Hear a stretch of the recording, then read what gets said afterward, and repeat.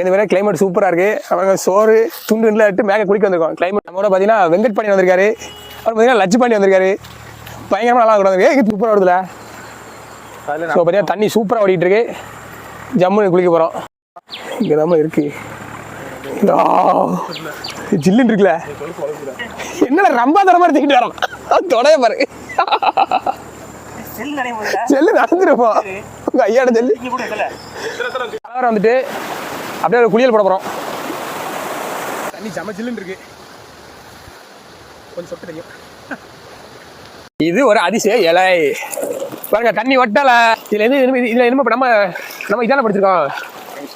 கெமிஸ்ட்ரியில் இது பயாலஜியில் வரும். என்னது கொட்டாம இருக்கு. மேலே ஒன்று இருக்குமா? என்னது? அது இல்லல. மழை அந்த வந்துருச்சு மழை. தண்ணி பார்த்தாலும் தெரியும். அதெல்லாம் குளிச்சுட்டு நாங்களும் கிளம்பிட்டோம். வா